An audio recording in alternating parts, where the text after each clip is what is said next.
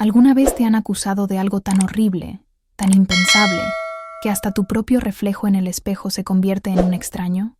¿Alguna vez has sentido el peso de 1000 ojos quemando tu alma, juzgándote, condenándote, decidiendo tu destino antes de que siquiera abras la boca para defenderte? Déjame contarte lo que me pasó, lo que nos pasó a nosotros, a nuestra familia. Esta es la historia de cómo una noche terrible puso nuestra existencia entera de cabeza, cómo todos creyeron que éramos monstruos, y cómo un solo detalle que casi todo el mundo pasó por alto nos salvó de perder todo lo que amábamos.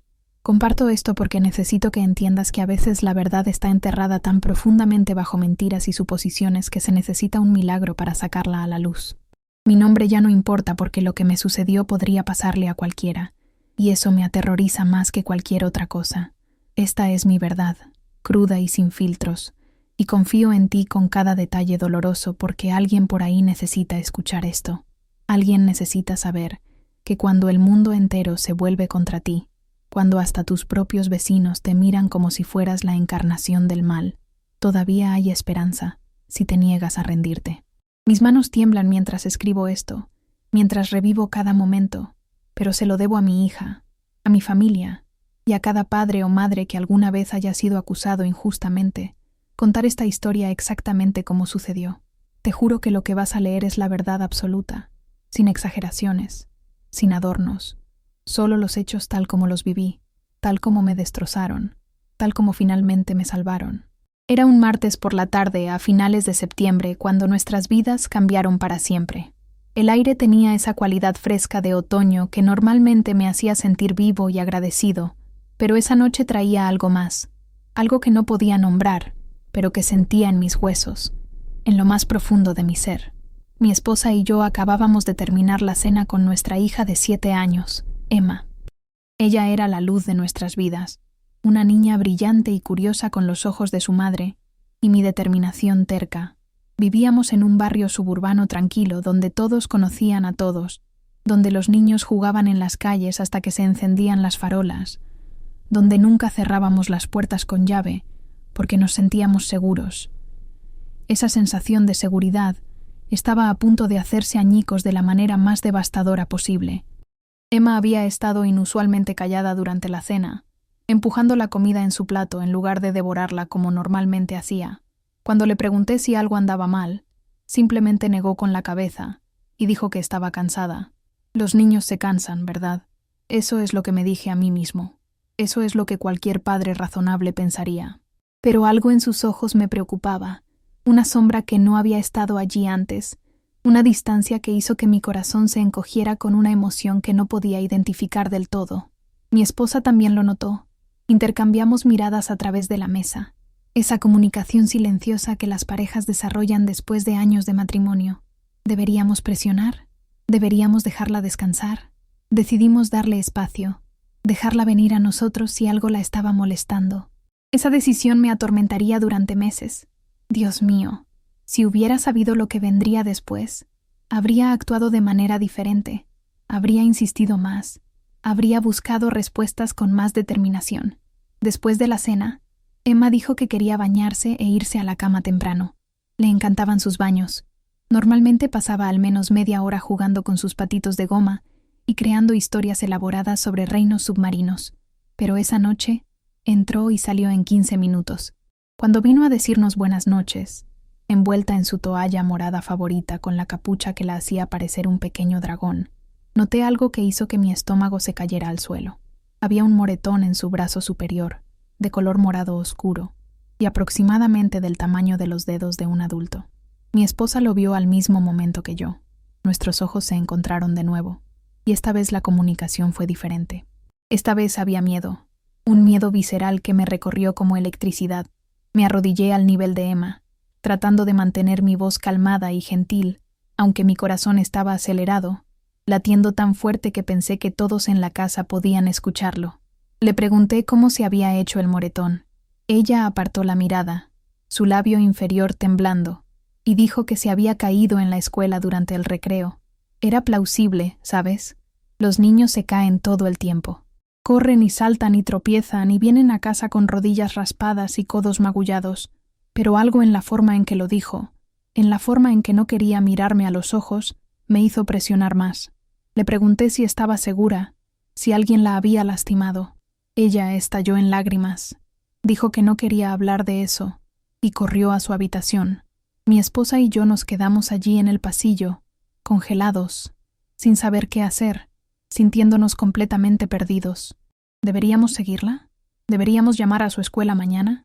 ¿Deberíamos llevarla a un médico? Las preguntas se arremolinaban en mi mente como un torbellino, cada una más angustiante que la anterior. Decidimos dejarla calmarse e intentar hablar con ella por la mañana. La arropamos, la besamos de buenas noches, le dijimos que la amábamos con cada fibra de nuestro ser.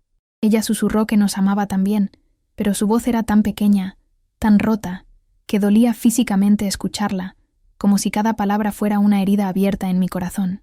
Esa noche, mi esposa y yo apenas dormimos. Nos quedamos en la cama, mirando el techo, susurrando teorías y preocupaciones de un lado a otro. ¿La estaban intimidando? ¿Otro niño la había lastimado? ¿Había algo sucediendo en la escuela que no sabíamos? Repetimos cada interacción de las últimas semanas, buscando señales que pudiéramos haber pasado por alto, pistas que explicarían el cambio en su comportamiento. Había estado más callada últimamente, menos entusiasmada con ir a la escuela, pero lo habíamos atribuido al ajuste de estar en segundo grado, tener más tarea, enfrentar nuevas dinámicas sociales. Ahora cada pequeño detalle cobraba un significado siniestro. ¿Por qué había dejado de querer ir a la casa de su mejor amiga? ¿Por qué parecía nerviosa cuando mencionábamos la próxima conferencia de padres y maestros? ¿Por qué había comenzado a tener pesadillas otra vez, después de meses de dormir pacíficamente? Las preguntas se arremolinaban en mi mente como una tormenta implacable, cada una conduciendo a posibilidades más oscuras que no quería considerar. En algún momento de las primeras horas de la madrugada, debo haberme quedado dormido porque me despertó el sonido de Emma gritando, un grito desgarrador que me heló la sangre. Ambos saltamos de la cama y corrimos a su habitación, con los corazones latiendo desbocados, esperando encontrar un intruso o algún accidente terrible. En cambio, encontramos a Emma en medio de una pesadilla, revolcándose en su cama, llorando y pidiendo ayuda a gritos. Mi esposa llegó primero, y trató de despertarla suavemente, con palabras cariñosas y calmadas, pero Emma, todavía atrapada en las garras de cualquier terror que había invadido sus sueños, golpeó instintivamente hacia afuera. Su pequeño puño conectó con la cara de mi esposa, justo debajo del ojo. No fue un golpe fuerte, no lo suficiente como para causar daño grave, pero fue suficiente para sorprendernos a ambos, para dejarnos atónitos ante lo que acababa de suceder. Emma se despertó completamente entonces, confundida y desorientada, y cuando se dio cuenta de lo que había hecho, comenzó a llorar aún más fuerte, disculpándose una y otra vez, su voz quebrada por la angustia y la culpa. La sostuvimos, los dos, diciéndole que estaba bien, que fue solo un accidente, que las pesadillas pueden hacernos hacer cosas que no queremos hacer, que nunca la culparíamos por algo así. Nos quedamos con ella hasta que se volvió a dormir, su pequeño cuerpo acurrucado entre nosotros, su respiración finalmente estabilizándose. Recuerdo haber pensado que la mañana traería respuestas, que lo resolveríamos juntos como familia, que cualquier cosa que estuviera preocupando a nuestra hija, lo enfrentaríamos de frente y lo superaríamos. No tenía idea de que la pesadilla apenas estaba comenzando, que lo peor aún estaba por venir. La mañana siguiente comenzó de manera bastante ordinaria, casi engañosamente normal. Emma parecía más calmada, más como ella misma. Desayunó y hasta sonrió cuando hice una broma tonta sobre su cereal formando una cara en el tazón. Mi esposa tenía un ligero moretón formándose debajo del ojo por donde Emma la había golpeado accidentalmente durante la pesadilla, pero ambos estuvimos de acuerdo en que no era nada de qué preocuparse. Los niños tienen pesadillas. Los accidentes suceden. Es parte de la vida, ¿verdad? Todavía estábamos preocupados por el moretón en el brazo de Emma, así que decidimos que mi esposa llamaría a la escuela esa mañana para hablar con su maestra y ver si había pasado algo durante el recreo. Yo llevaría a Emma a la escuela, y planeamos programar una cita con el médico, solo para asegurarnos de que todo estuviera bien. Parecía un plan razonable, el tipo de cosas que los padres responsables hacen cuando notan algo extraño en su hijo. No teníamos forma de saber que estas acciones bien intencionadas serían retorcidas en evidencia contra nosotros, que cada elección que hicimos esa mañana Sería examinada y juzgada y utilizada para construir un caso de que éramos padres peligrosos y abusivos, que necesitaban ser separados de nuestro hijo inmediatamente. Cuando dejé a Emma en la escuela, le di un abrazo extra largo y le dije que tuviera un gran día. Ella me abrazó de vuelta con fuerza y susurró que lo sentía por lo de anoche. Le dije que no había nada de qué disculparse, que la amábamos sin importar qué, y que siempre estaríamos ahí para ella.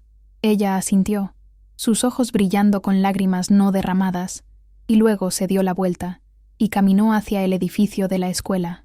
La observé irse, sintiendo esa mezcla familiar de orgullo y melancolía que todo padre siente cuando ve a su hijo volverse más independiente. No sabía que sería la última vez que la dejaría en la escuela durante meses. No sabía que en cuestión de horas, nuestro mundo entero explotaría en 1000 pedazos. Mi esposa llamó a la escuela alrededor de las 9 de la mañana y pidió hablar con la maestra de Emma, la señora Patterson. La señora Patterson era una maestra veterana, muy querida por estudiantes y padres por igual, alguien en quien siempre habíamos confiado con la educación y el bienestar de nuestra hija. Mi esposa le explicó sobre el moretón en el brazo de Emma y preguntó si la señora Patterson había notado algo inusual, si Emma se había caído durante el recreo o si había habido algún incidente con otros niños. Hubo una larga pausa al otro lado de la línea, un silencio que se extendió demasiado tiempo, y luego la señora Patterson dijo algo que hizo que la sangre de mi esposa se congelara.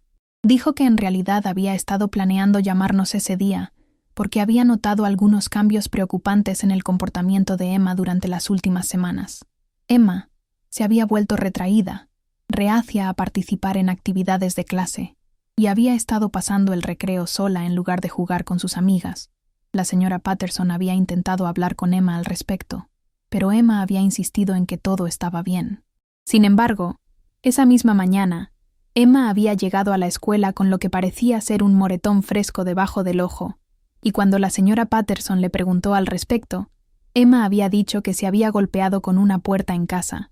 La voz de la señora Patterson tomó un tono cuidadoso y profesional, mientras explicaba que estaba obligada por ley a reportar cualquier sospecha de abuso infantil, y que el moretón en el brazo de Emma combinado con el nuevo moretón en su cara, y los cambios en su comportamiento, habían levantado banderas rojas.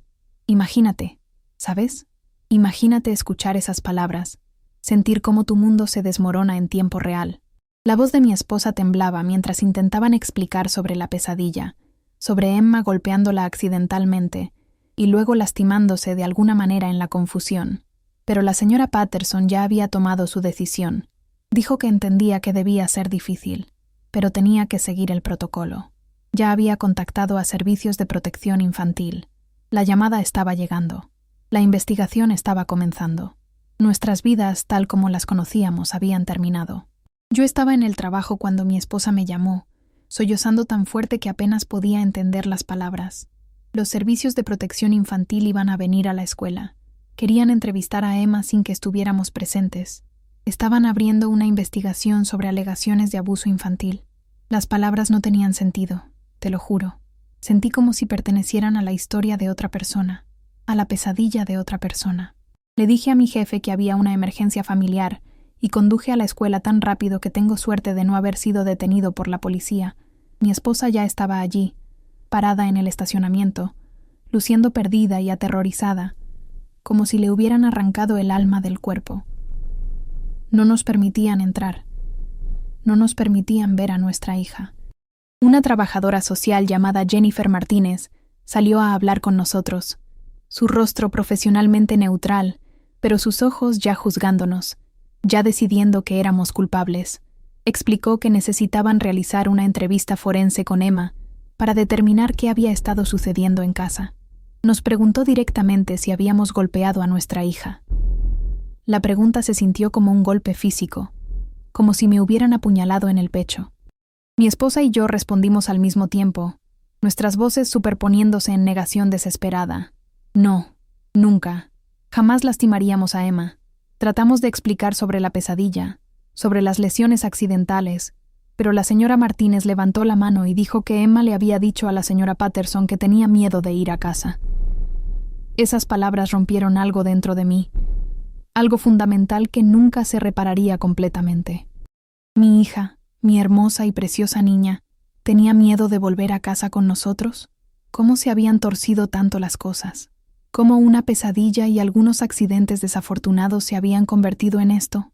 La señora Martínez dijo que necesitarían examinar a Emma para cualquier otra lesión, que necesitarían hablar con sus maestros, amigos y vecinos, que debíamos esperar una visita domiciliaria más tarde ese día. Sugirió que contactáramos a un abogado. Un abogado, Dios mío. La palabra colgaba en el aire como una amenaza. No éramos criminales. Éramos padres tratando de ayudar a nuestra hija a través de lo que sea que la estaba preocupando. Pero en ese momento, parados en ese estacionamiento de la escuela con otros padres caminando y mirándonos con sospecha no disimulada, nos dimos cuenta de que nada de eso importaba. Habíamos sido acusados, y en casos de abuso infantil, la acusación en sí misma a menudo se trata como culpa hasta que se demuestre lo contrario. Las siguientes horas fueron un borrón de llamadas telefónicas, pánico y temor creciente. Contactamos a una abogada de derecho familiar que se especializaba en casos de servicios de protección infantil, una mujer llamada Sarah Chen, que había sido recomendada por un amigo. Ella escuchó nuestra historia y luego entregó noticias aún más devastadoras. Basándose en lo que le habíamos dicho, y dado que Emma tenía moretones visibles y supuestamente había expresado miedo de ir a casa, había una fuerte posibilidad de que los servicios de protección infantil buscaran custodia de emergencia. Podrían sacar a Emma de nuestra casa ese mismo día, colocarla en un hogar de acogida o con familiares, y tendríamos que luchar a través del sistema judicial para recuperarla. El proceso podría llevar semanas o meses. Sarah nos hizo preguntas detalladas sobre los moretones, sobre el comportamiento de Emma, sobre nuestro estilo de crianza, sobre si alguna vez habíamos usado disciplina física. Respondimos honestamente, no. Nunca habíamos dado nalgadas a Emma ni usado ninguna forma de castigo físico. Creíamos en los tiempos fuera y en hablar sobre los problemas. Éramos padres atentos que asistíamos a cada evento escolar. Éramos voluntarios en su aula. Conocíamos a todos sus amigos y sus padres. Éramos, por todas las medidas que se nos ocurrían, buenos padres.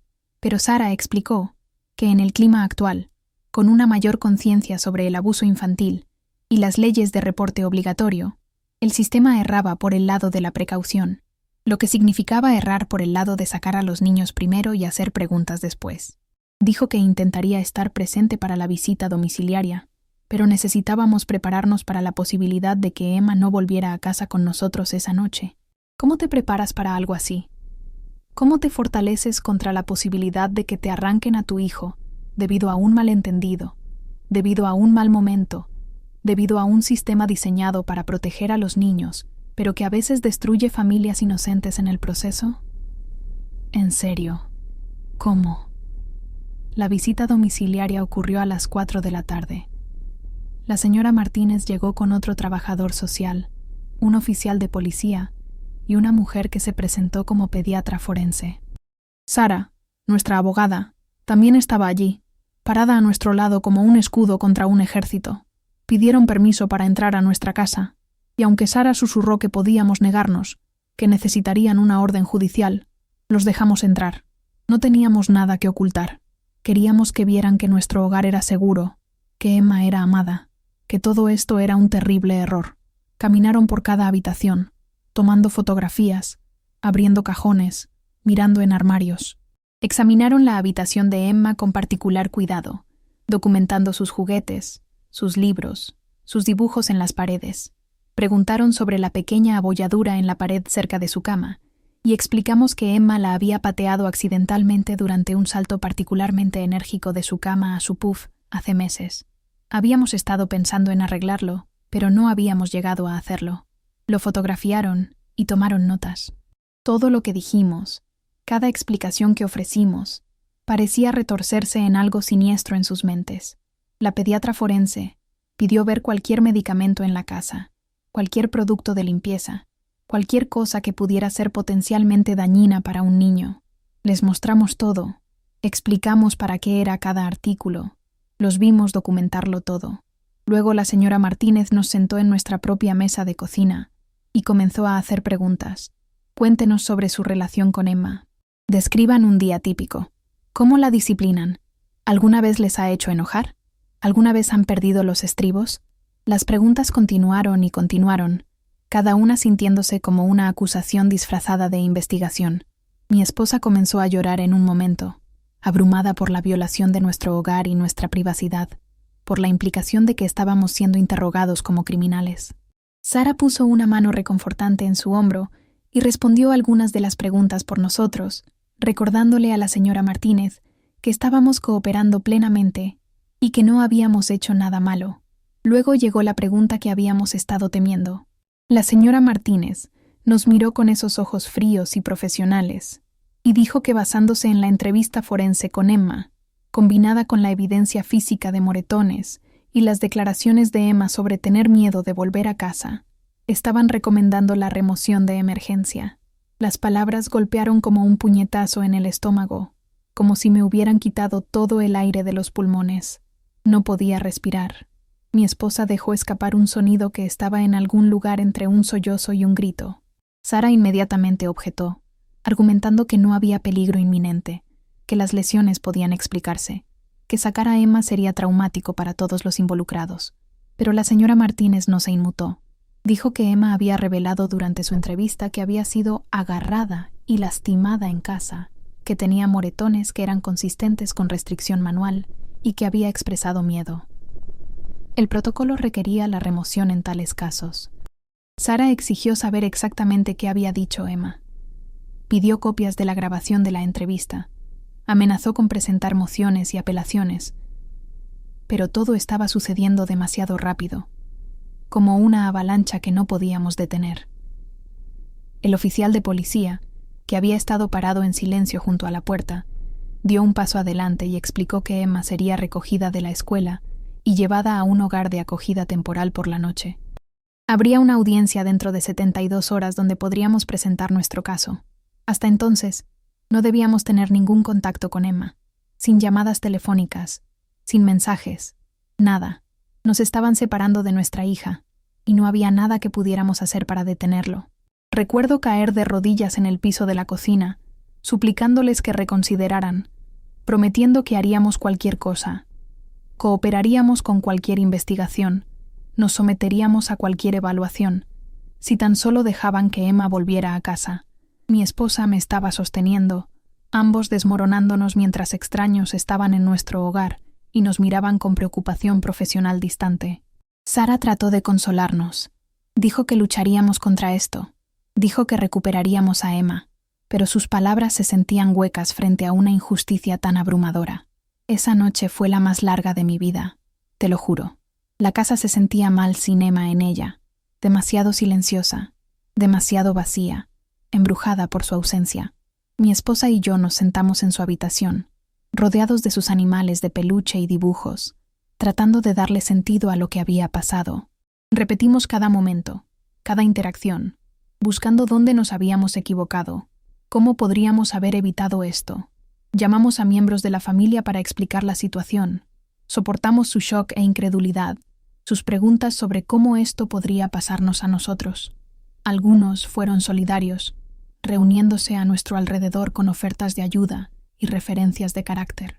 Otros estaban claramente escépticos, sus voces cuidadosas y medidas, como si estuvieran tratando de no juzgar, pero no podían evitar preguntarse si había algo de verdad en las acusaciones. Esa duda en las voces de personas que nos habían conocido durante años fue casi tan dolorosa como la ausencia de Emma. Estábamos siendo juzgados y condenados en el tribunal de la opinión pública antes de que tuviéramos la oportunidad de defendernos. Pensé en Emma, me pregunté dónde estaba, si tenía miedo, si entendía lo que estaba pasando. ¿Pensaba que la habíamos abandonado? ¿Nos odiaba? ¿Qué les había dicho a esos trabajadores sociales? ¿Qué había pasado para hacerla tener miedo de nosotros? Las preguntas me atormentaron a través de la noche sin dormir, cada una más dolorosa que la anterior. ¿Te ha pasado algo similar alguna vez? ¿Has sentido ese tipo de impotencia que literalmente te impide funcionar? ¿Has experimentado el tipo de dolor que te hace cuestionar si puedes seguir adelante? Ahí estábamos nosotros. Tocar fondo ni siquiera comienza a describirlo. Al día siguiente, Sara llamó con más información. Había recibido una copia del resumen de la entrevista forense, y lo que leyó la hizo sentir cautelosamente optimista. Emma no nos había acusado de golpearla o lastimarla intencionalmente. En cambio, Había descrito sentirse asustada en casa recientemente porque había estado teniendo malos sueños y había lastimado accidentalmente a su mamá durante uno de ellos. Dijo que estaba preocupada de que ella era mala porque había lastimado a su mamá. Mencionó que su mamá y su papá parecían preocupados y molestos, y pensaba que era porque ella era mala. El entrevistador le había preguntado sobre los moretones, y Emma había explicado sobre caerse en la escuela y sobre golpearse durante su pesadilla. Pero también había dicho algo que había sido malinterpretado. Cuando le preguntaron si alguien en casa la había agarrado o lastimado, había dicho que sí, que a veces cuando estaba teniendo una rabieta o estaba a punto de hacer algo peligroso, sus padres sostenían sus brazos para detenerla. El entrevistador aparentemente se había enfocado en la palabra agarrado y la mención de sostener sus brazos, interpretándolo como evidencia de abuso físico en lugar de restricción parental normal. Sara explicó que esto era en realidad buenas noticias porque mostraba que no había alegación de abuso intencional, solo una serie de malentendidos y fallas de comunicación agravadas por la edad de Emma y su capacidad limitada para articular lo que realmente la estaba preocupando. Sin embargo, los servicios de protección infantil todavía estaban tomando la posición de que los moretones requerían investigación y que las declaraciones de Emma sobre tener miedo justificaban la remoción temporal. La audiencia estaba programada para el día siguiente, y Sara estaba preparando un argumento exhaustivo para el regreso inmediato de Emma. Necesitaba que proporcionáramos referencias de carácter, registros médicos que mostraran el historial de Emma de lesiones menores por actividades infantiles normales, fotografías de nuestra vida familiar, cualquier cosa que demostrara que éramos padres amorosos y capaces que no representaban ninguna amenaza para nuestra hija. Pasamos todo ese día reuniendo evidencia de nuestra inocencia. Contactamos al pediatra de Emma, quien proporcionó registros que mostraban una niña normal y saludable, con ocasionales lesiones menores, consistentes con un estilo de vida activo. Nos acercamos a vecinos, amigos, miembros de la familia, cualquiera que pudiera dar fe de nuestro carácter y nuestra relación con Emma. La respuesta fue abrumadora. Te digo, la gente escribió cartas, se ofreció a testificar, compartió historias sobre lo que habían sido testigos de nuestra vida familiar. El entrenador de fútbol de Emma escribió sobre cómo nunca nos perdimos un juego o práctica, cómo Emma siempre corría hacia nosotros con emoción, cómo claramente nos adoraba. Nuestra vecina de al lado escribió sobre el sonido de la risa que a menudo venía de nuestro patio trasero, sobre las elaboradas fiestas de cumpleaños que organizábamos, sobre la vez que Emma se raspó la rodilla y yo la llevé a casa mientras se aferraba a mí como si fuera todo su mundo. Estos testimonios fueron agridulces. Nos recordaron la vida que habíamos construido, la familia que habíamos creado, el amor que era tan evidente para todos los que nos conocían, y subrayaron cuán absurda y trágica era toda esta situación. También tuvimos que confrontar algunas verdades incómodas durante este proceso. Nos dimos cuenta de que habíamos estado tan enfocados en los moretones físicos de Emma que no habíamos abordado adecuadamente lo que realmente la estaba molestando. Había estado teniendo pesadillas y mostrando signos de ansiedad durante semanas, y en lugar de llevarla a un terapeuta o realmente profundizar en lo que estaba mal, habíamos adoptado un enfoque de esperar y ver. No le habíamos fallado de la manera que los servicios de protección infantil creían, pero le habíamos fallado de una manera diferente. Habíamos perdido la oportunidad de ayudarla a superar lo que la estaba preocupando, antes de que escalara a este punto. Esa realización fue su propio tipo de dolor, una culpa que se quedaría con nosotros mucho después de que terminara esta crisis. La audiencia se llevó a cabo en el Tribunal de Familia un jueves por la mañana. La sala del tribunal era más pequeña de lo que esperaba, menos dramática que lo que ves en la televisión, pero infinitamente más aterradora porque nuestras vidas pendían de un hilo. La jueza era una mujer de unos 60 años, con cabello plateado y gafas de montura metálica, la jueza Patricia Morrison, quien tenía reputación de ser justa pero firme. Sara nos había advertido que la jueza Morrison tomaba en serio la seguridad infantil y no dudaría en errar por el lado de la precaución si tenía alguna duda. Los servicios de protección infantil estaban representados por un fiscal del condado que presentó su caso primero. Pintó una imagen de maestros preocupados que notaban cambios en el comportamiento de una niña que llegaba a la escuela con múltiples moretones, una niña que expresaba miedo de ir a casa, y padres que no podían explicar adecuadamente las lesiones. Mostró fotografías de los moretones de Emma, ampliadas al tamaño de un póster, haciéndolas parecer más dramáticas y alarmantes de lo que habían parecido en persona.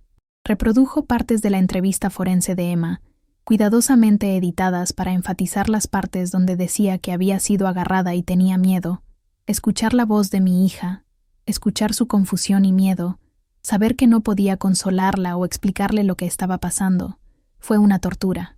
Mi esposa estaba apretando mi mano tan fuerte que dolía, ambos tratando de no derrumbarnos en medio de la sala del tribunal. El fiscal del condado concluyó argumentando que mientras la investigación estaba en curso, Emma debería permanecer en custodia protectora hasta que pudieran estar seguros de que estaría segura en casa. Sonaba tan razonable cuando lo decía, tan lógico y prudente. Proteger al niño primero, hacer preguntas después. ¿Cómo podría alguien argumentar contra eso? Pero no éramos conceptos abstractos. Éramos personas reales, una familia real, siendo destruida por buenas intenciones y precaución procesal. Luego fue el turno de Sara. Se levantó con una carpeta gruesa de documentos y comenzó a desmantelar sistemáticamente el caso de los servicios de protección infantil. Presentó el contexto completo de las declaraciones de Emma, mostrando cómo las partes editadas reproducidas en el tribunal habían creado una falsa impresión. Explicó sobre la pesadilla, sobre la lesión accidental, sobre la ansiedad y culpa de Emma por haber lastimado a su madre. Presentó las referencias de carácter, los registros pediátricos, las fotografías de nuestra vida familiar. Llamó a nuestra vecina a testificar, y la mujer describió con lágrimas en los ojos lo que había observado de nuestra familia a lo largo de los años. Llamó al entrenador de fútbol de Emma, quien habló sobre nuestra dedicación y el obvio amor de Emma por nosotros. Presentó evidencia de que el moretón en el brazo de Emma estaba en una ubicación y patrón consistente con una caída, no con restricción manual. Argumentó que los servicios de protección infantil habían llegado a conclusiones precipitadas, sin realizar una investigación exhaustiva, que habían traumatizado a una niña al sacarla de un hogar amoroso, basándose en declaraciones malinterpretadas y evidencia circunstancial. Sara fue magnífica, feroz y apasionada y articulada, luchando por nuestra familia como si fuera la suya. Pero el fiscal del condado objetó varios puntos. Argumentó que la evidencia era egoísta. Sugirió que los padres abusivos a menudo parecen normales para los de afuera. Cuestionó si nuestra repentina colección de referencias de carácter era genuina u orquestada. Insinuó que habíamos instruido a Emma sobre qué decir y que sus pesadillas podrían ser en realidad un síntoma de trauma por abuso. Cada palabra se sentía como un cuchillo retorciéndose más profundamente en una herida ya abierta. ¿Alguna vez has visto a alguien intentar convencer a otros de que eres un monstruo? ¿Alguna vez te has sentado impotente mientras tu vida es diseccionada y juzgada por extraños? Cuéntamelo en los comentarios si alguna vez has sentido ese tipo de impotencia, porque necesito saber que no estoy solo en esta experiencia, que otros han sobrevivido a esto también. La jueza Morrison escuchó todo con una expresión inescrutable, tomando notas, ocasionalmente haciendo preguntas. Solicitó revisar el video completo de la entrevista forense, no solo los extractos presentados por los servicios de protección infantil. Hizo preguntas puntuales sobre por qué los servicios de protección infantil no habían realizado una investigación más exhaustiva antes de sacar a Emma, por qué no nos habían entrevistado antes de tomar la decisión de remoción, por qué no habían consultado con el pediatra de Emma u otros profesionales que conocían a nuestra familia. El fiscal del condado tuvo respuestas menos seguras a estas preguntas, recurriendo al protocolo y la necesidad de actuar rápidamente en casos sospechosos de abuso. La jueza Morrison luego hizo una pregunta que lo cambió todo. Quería saber qué incidente específico había llevado a Emma a hablar con su maestra en primer lugar. El fiscal del condado admitió que no lo sabía, que Emma aparentemente había mencionado el moretón debajo de su ojo esa mañana, y la señora Patterson había notado otras señales preocupantes y había hecho el reporte. La jueza Morrison frunció el ceño y preguntó si alguien había verificado realmente cuándo Emma recibió ese moretón en particular. Hubo un silencio incómodo. El fiscal del condado revolvió sus papeles y dijo que Emma le había dicho al entrevistador forense que se había golpeado con una puerta en casa la noche anterior. La jueza Morrison se volvió hacia Sara y preguntó si teníamos alguna información sobre esto. Sara asintió y dijo que absolutamente sí. Explicó que después de la pesadilla y el golpe accidental de Emma había estado tan molesta y desorientada que se había levantado para usar el baño y todavía medio dormida, se había chocado con el marco de la puerta.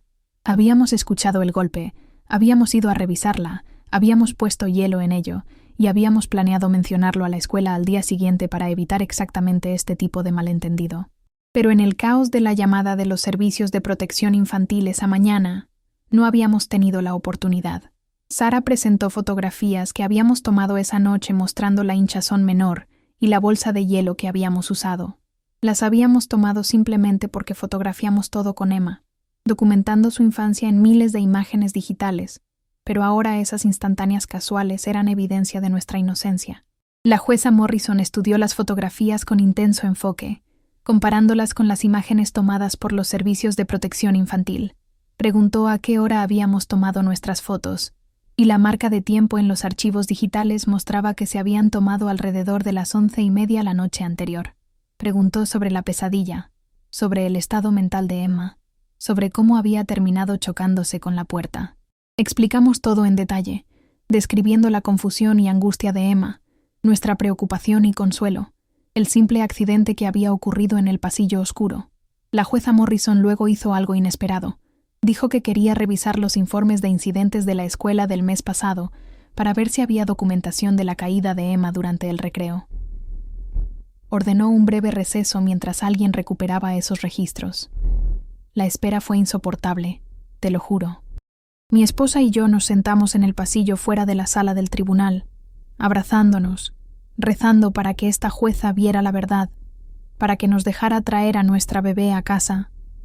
Sara nos advirtió que no nos hiciéramos demasiadas ilusiones, que incluso si la jueza Morrison era comprensiva, aún podría ordenar un proceso de reunificación más gradual, con visitas supervisadas y terapia familiar. Pero podía sentir un cambio en la actitud de la jueza, un escepticismo sobre la narrativa de los servicios de protección infantil que no había estado allí al comienzo de la audiencia. Cuando nos llamaron de vuelta a la sala del tribunal, la jueza Morrison tenía varios documentos frente a ella.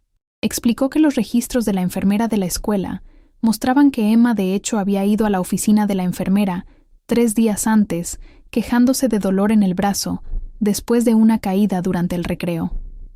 La enfermera había documentado moretones menores y había enviado una nota a casa con Emma, aconsejándonos monitorear la lesión y aplicar hielo si era necesario. Nunca habíamos recibido esa nota. Emma debe haberla perdido u olvidado dárnosla, lo cual no era inusual para una niña de 7 años. Esta documentación corroboraba nuestra cuenta y proporcionaba una explicación inocente para el moretón que había comenzado toda esta pesadilla. Pero la jueza Morrison no había terminado. También había solicitado y recibido las grabaciones de las cámaras de seguridad del estacionamiento de la escuela para la mañana en cuestión. Reprodujo las grabaciones en una pantalla en la sala del tribunal y vimos cómo Emma salía de nuestro auto esa mañana, me abrazaba para despedirse y caminaba hacia la entrada de la escuela. Las grabaciones mostraban claramente que Emma no tenía un moretón visible debajo del ojo cuando llegó a la escuela. El ángulo no era perfecto, pero era lo suficientemente claro como para establecer que el moretón que tenía cuando la señora Patterson la vio unas horas más tarde no estaba presente o no era notable antes. La jueza Morrison le preguntó al fiscal del condado cómo esto cuadraba con la alegación de que Emma había recibido el moretón en casa la noche anterior. Él balbuceó algo sobre iluminación y calidad de cámara, pero fue una respuesta débil y todos lo sabían. La jueza Morrison luego se volvió hacia los trabajadores sociales de los servicios de protección infantil presentes y preguntó si alguien había revisado estas grabaciones antes de sacar a Emma de su hogar. La señora Martínez admitió que no lo habían hecho, que habían confiado en el informe de la señora Patterson y las declaraciones de Emma. La expresión de la jueza Morrison se endureció. Dijo que aunque apreciaba el trabajo difícil que los trabajadores de los servicios de protección infantil tenían y la importancia de proteger a los niños, este caso demostraba una falla en realizar la debida diligencia antes de tomar el paso extremo de sacar a una niña de su hogar. Señaló que la evidencia presentada por los padres, combinada con los registros escolares y las grabaciones de seguridad, pintaba una imagen muy diferente a la que los servicios de protección infantil habían actuado. Señaló que las declaraciones de Emma cuando se tomaban en contexto completo en lugar de en extractos editados, no alegaban realmente abuso, sino que expresaban la confusión y culpa de una niña sobre lesiones accidentales. Observó que las referencias de carácter y los registros pediátricos mostraban una familia sin historial de violencia o comportamiento preocupante, y declaró, en palabras que nunca olvidaré, que a veces el sistema diseñado para proteger a los niños termina dañando a familias inocentes, y eso parecía ser lo que había sucedido aquí. La jueza Morrison ordenó el regreso inmediato de Emma a nuestra custodia, desestimó la orden de remoción de emergencia y cerró la investigación de los servicios de protección infantil con un hallazgo de alegaciones no sustanciadas. También ordenó a los servicios de protección infantil proporcionar documentación de este resultado a la escuela de Emma y a cualquier otra persona que hubiera sido informada de la investigación. Recomendó que nuestra familia participara en asesoramiento voluntario para ayudar a Emma a superar sus pesadillas y ansiedad y para ayudarnos a todos a procesar el trauma de esta experiencia. Pero fue clara en que esto era una recomendación, no un requisito, y que éramos libres de manejar el bienestar de nuestra familia como consideráramos adecuado. El alivio que me inundó en ese momento fue indescriptible, como si me hubieran quitado un peso de 1000 toneladas de los hombros. Mi esposa y yo estallamos en lágrimas, aferrándonos el uno al otro y a Sara, quien también estaba llorando. Habíamos ganado. Íbamos a recuperar a nuestra hija. La pesadilla había terminado, o eso pensamos. El fiscal del condado le pidió a la jueza Morrison que reconsiderara, argumentando que incluso si este incidente específico se explicaba, todavía había preguntas sobre los cambios de comportamiento y ansiedad de Emma que justificaban el monitoreo. Pero la jueza Morrison lo cerró firmemente, declarando que la ansiedad y las pesadillas en los niños pueden provenir de muchas fuentes y no constituyen evidencia de abuso. Dijo que si los servicios de protección infantil querían continuar con el asunto, necesitarían presentar evidencia real de abuso o negligencia, no especulación y malinterpretación. Ordenó que Emma fuera traída al tribunal inmediatamente para que pudiera reunirse con nosotros. La espera para que llegara se sintió eterna. Caminamos por el pasillo, incapaces de quedarnos quietos, incapaces de pensar en otra cosa que no fuera ver a nuestra pequeña niña de nuevo. Cuando finalmente vino a través de las puertas, escoltada por una trabajadora social diferente, se veía pequeña y asustada, y desgarradoramente vulnerable. Pero cuando nos vio, su rostro se transformó, corrió hacia nosotros, y la atrapamos en nuestros brazos, los tres colapsando en un montón de lágrimas y alivio y amor. Emma lloró tan fuerte que apenas podía respirar, diciendo una y otra vez que lo sentía, que no quería que esto sucediera, que solo quería volver a casa. Le dijimos que nada de esto era su culpa, que la amábamos más que cualquier cosa en el mundo, que nunca dejaríamos que nadie nos separara de nuevo. Nos contó sobre el hogar de acogida, sobre cómo las personas fueron amables pero cuán asustada había estado, cómo no había entendido por qué no podía volver a casa, cómo pensaba que tal vez ya no la queríamos porque había lastimado a mamá durante su pesadilla. Escuchar sus miedos y confusión me rompió el corazón de nuevo. Esta niña hermosa e inocente había sido traumatizada no por nosotros, sino por el sistema que se suponía debía protegerla. Había pasado 2 noches llorándose hasta dormir en la casa de un extraño, convencida de que había hecho algo terriblemente malo, todo por una serie de malentendidos y una falla en investigar adecuadamente antes de actuar. La sostuvimos durante mucho tiempo en ese pasillo del tribunal, sin importarnos quién nos viera o lo que alguien pensara. Nuestra familia había sido desgarrada y cosida de nuevo, y íbamos a aferrarnos firmemente el uno al otro, y nunca dar por sentado un solo momento de nuevo. La jueza Morrison salió a hablar con nosotros antes de que nos fuéramos. Se disculpó por lo que habíamos pasado, aunque enfatizó que no era su culpa, sino más bien un problema sistémico con cómo se manejan estos casos. Dijo que esperaba que consideráramos presentar una queja formal sobre el manejo de nuestro caso, para que los procedimientos pudieran mejorarse para evitar que esto le sucediera a otras familias. También sugirió amablemente que siguiéramos su recomendación de asesoramiento, porque Emma claramente había estado lidiando con algo que había desencadenado sus pesadillas y ansiedad, y la ayuda profesional podría beneficiar a todos. El viaje a casa se sintió surrealista. Emma se sentó entre nosotros en el asiento trasero, negándose a soltar nuestras manos, charlando nerviosamente sobre todo y nada. Cuando nos estacionamos en nuestro camino de entrada, y Emma vio su hogar de nuevo, comenzó a llorar con lo que parecía ser puro alivio. Pasamos todo ese día y noche juntos, ninguno de nosotros dispuesto a estar separados ni siquiera por un momento. Vimos las películas favoritas de Emma, hicimos sus comidas favoritas, jugamos sus juegos favoritos, y simplemente existimos juntos como familia. Esa noche, cuando la acostamos, preguntó si podía dormir en nuestra habitación. Dijimos que sí sin dudarlo, y se acurrucó entre nosotros, finalmente en paz. Mientras yacía allí en la oscuridad, escuchando su respiración suave y sintiendo su pequeño cuerpo presionado contra el mío, pensé en todo lo que había pasado. Pensé en lo cerca que habíamos estado de perderla, en lo fácilmente que la verdad podría haber sido enterrada bajo suposiciones e investigación insuficiente, en cuántas familias podrían no ser tan afortunadas como nosotros de tener a la jueza Morrison escuchando nuestro caso. Y pensé en el detalle que nos había salvado, las grabaciones de las cámaras de seguridad que probaban que Emma no había tenido ese moretón cuando llegó a la escuela.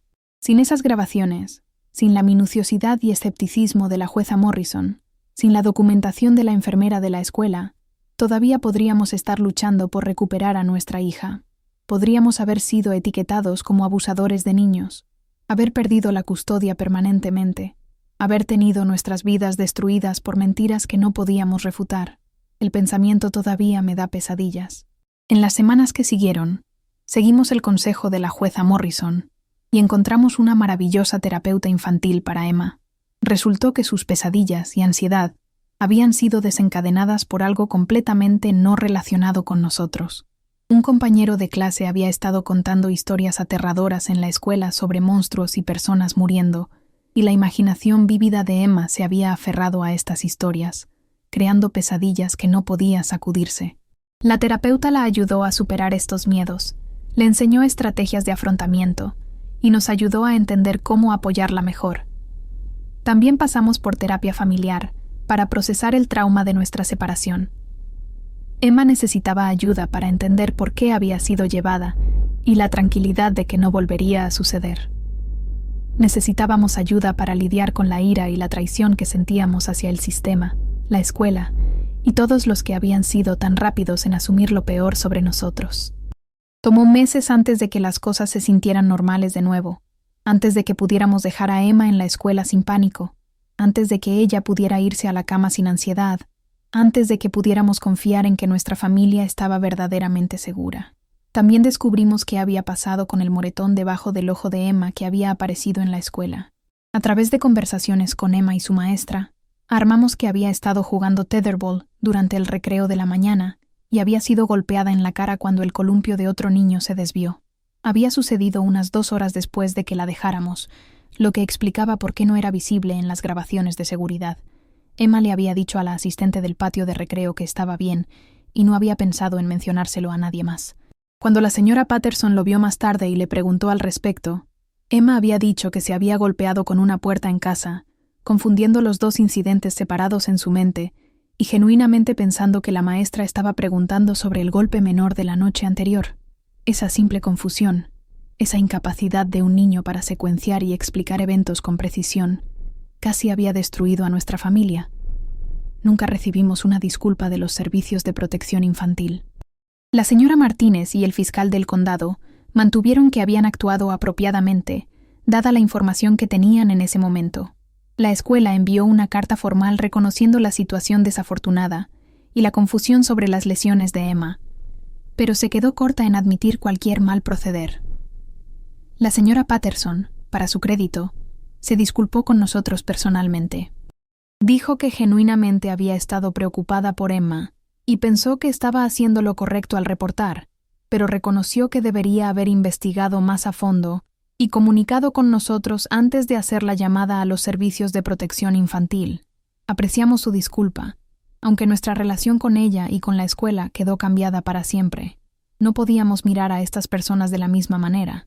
Habían sido tan rápidos en creer que éramos capaces de lastimar a nuestra hija, tan listos para que la sacaran, sin darnos nunca el beneficio de la duda o la oportunidad de explicar. La confianza que había existido en nuestra comunidad se rompió, y no estábamos seguros de que alguna vez pudiera ser completamente reparada. Algunos vecinos nos evitaban después de que se enteraron de lo que había sucedido, como si la mera acusación nos hubiera manchado de alguna manera. Otros fueron solidarios, pero nos trataron con una especie de lástima cuidadosa que era casi tan mala como la condena. Nos convertimos en conocidos como esa familia a la que llamaron los servicios de protección infantil, incluso aunque habíamos sido exonerados, incluso aunque la jueza Morrison había encontrado las alegaciones no sustanciadas. El estigma persistió como una sombra que no podíamos escapar. Pero sobrevivimos. Lo logramos porque nos teníamos el uno al otro, porque nos negamos a rendirnos, porque luchamos por la verdad y tuvimos la suerte de tener una jueza que se preocupaba por encontrarla. Comparto esta historia porque quiero que la gente entienda lo fácilmente que esto puede suceder. Quiero que los padres sepan que llevar a su hijo a la escuela con un moretón, incluso uno de un accidente legítimo, puede desencadenar investigaciones que se salen de control. Quiero que los maestros y reporteros obligatorios entiendan la inmensa responsabilidad que tienen y la importancia de una investigación exhaustiva antes de hacer acusaciones que pueden destruir familias. Quiero que los trabajadores de los servicios de protección infantil recuerden que están tratando con personas reales, familias reales, y que el poder que ejercen debe usarse con extremo cuidado y diligencia. Y quiero que las personas que escuchan sobre alegaciones de abuso infantil suspendan el juicio hasta que se conozcan todos los hechos, porque a veces la historia es mucho más complicada de lo que parece en la superficie. También quiero que otros padres que puedan estar pasando por algo similar sepan que no están solos, que las acusaciones falsas ocurren más a menudo de lo que la gente se da cuenta, y que hay esperanza incluso en los momentos más oscuros. Documenta todo. Toma fotos. Mantén registros. Encuentra un buen abogado. Lucha por tu familia con todo lo que tienes. Y confía en que la verdad saldrá a la luz si persistes. Mirando hacia atrás en ese terrible periodo de nuestras vidas, puedo ver ahora que había lecciones ocultas en el trauma. Aprendimos a apreciar cada momento ordinario con Emma de una manera que nunca antes habíamos hecho. Aprendimos que el sistema judicial puede funcionar cuando tienes una jueza que se toma el tiempo para buscar la verdad, en lugar de confiar en suposiciones. Aprendimos quiénes eran nuestros verdaderos amigos, quién se quedó a nuestro lado y quién desapareció cuando las cosas se pusieron difíciles. Aprendimos que los niños son notablemente resilientes, que Emma pudo recuperarse de esta experiencia más rápido de lo que nosotros lo hicimos. Aprendimos a ser defensores, no solo para nuestra propia familia, sino para otros atrapados en situaciones similares. Desde entonces nos hemos conectado con grupos de apoyo para familias afectadas por alegaciones falsas de abuso, y las historias que hemos escuchado son desgarradoras. Familias desgarradas durante meses o años, padres que pierden la custodia permanentemente porque no pueden pagar una buena representación legal o porque no obtienen una jueza tan justa como la jueza Morrison. El sistema está roto de muchas maneras, y aunque existe para proteger a los niños, que es un objetivo noble, necesita una reforma seria para evitar el tipo de injusticia que experimentamos. Los niños necesitan protección del abuso real, absolutamente, pero también necesitan protección de ser traumatizados innecesariamente por la remoción de hogares amorosos. El equilibrio es delicado y difícil, pero es uno que debemos esforzarnos por lograr como sociedad. Emma está prosperando ahora. Está en 4º grado, de vuelta a ser su yo feliz y enérgico, con nuevas amigas y nuevos intereses. Todavía tiene pesadillas ocasionales, pero sabemos cómo ayudarla a superarlas ahora.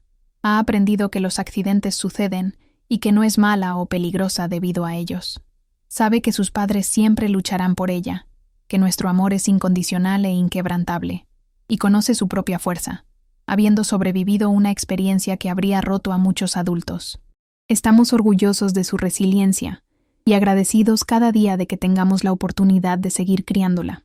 En cuanto a mi esposa y yo, somos personas diferentes ahora de lo que éramos antes de que esto sucediera. Somos más cautelosos, más conscientes de cómo nuestras acciones podrían ser percibidas, más protectores de Emma y el uno del otro. También somos más compasivos hacia otros, que enfrentan juicio y acusaciones, más dispuestos a cuestionar narrativas oficiales y buscar la verdad completa. Y estamos más comprometidos que nunca a ser los mejores padres que podamos ser. No porque temamos otra investigación, sino porque sabemos cuán precioso y frágil es realmente este tiempo con nuestra hija. Cada mañana cuando la veo desayunar, cada noche cuando la acuesto, recuerdo esas 2 noches cuando nuestra casa estaba vacía, cuando no sabía si alguna vez podría hacer estas tareas parentales simples de nuevo. Ese recuerdo me mantiene agradecido y presente de una manera que podría nunca haber sido de otra manera. Así que aquí estamos, nuestra familia intacta, nuestra verdad finalmente contada. Quiero saber si esta historia resonó contigo. ¿Alguna vez has sido falsamente acusado de algo serio? ¿Alguna vez has tenido que luchar contra un sistema que parecía determinado a creer lo peor sobre ti? ¿Alguna vez has experimentado el terror de que te quiten a tu hijo o el alivio de recuperarlo? Por favor, comparte tus experiencias en los comentarios abajo, porque creo que es importante que hablemos de estas cosas, que rompamos el silencio y el estigma alrededor de las acusaciones falsas y las investigaciones injustas. Entender este contenido, realmente absorber lo que puede pasarle a cualquier familia en cualquier momento sin culpa alguna, podría ayudarte a ti o a alguien que conoces en el futuro. Si esta historia tocó tu corazón, si sentiste algo del miedo o el alivio o la ira o la esperanza que sentimos, por favor deja un me gusta en este video. Tu apoyo significa todo y nos ayuda a llegar a más personas que necesitan escuchar este mensaje. Y si quieres escuchar más historias verdaderas como esta, historias sobre personas reales enfrentando desafíos extraordinarios, por favor suscríbete a Yo Lo Viví y activa la campanita de notificaciones para que nunca te pierdas una publicación. Este canal existe para compartir las verdades de las que la gente no siempre quiere hablar, las experiencias difíciles que necesitan ser traídas a la luz para que todos podamos aprender y crecer de ellas. Gracias por escuchar mi historia, por tomarte el tiempo de entender lo que pasamos y por ser parte de una comunidad que valora la verdad y la justicia. Recuerda que las cosas no siempre son lo que parecen, que hay múltiples lados en cada historia y que a veces los detalles más importantes son los que casi se pasan por alto. Mantente fuerte, mantente vigilante y siempre lucha por lo que es correcto, sin importar cuán imposibles puedan parecer las probabilidades. Tu familia lo vale, tu verdad lo vale, y no estás solo.